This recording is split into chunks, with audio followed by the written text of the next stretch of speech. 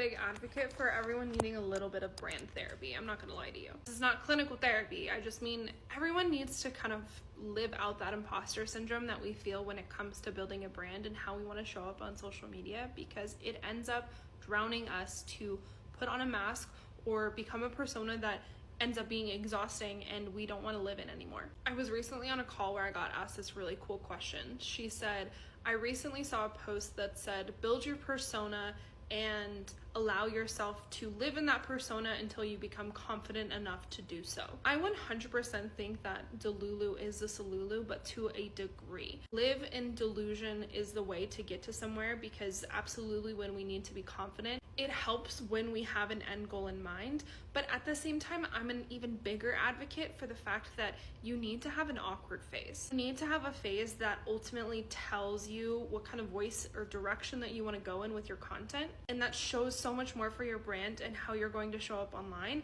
than anything else does. For example, I was literally with a friend recently. Their content was scrolling all the way back. They looked completely different than they do now. They took the time to find their voice and what people liked and how they could show up as themselves. And it's funny because whenever I'm actually with this person, they sound exactly the same as they do in person as they do online. We all talk about cringe mountain and having to get over that.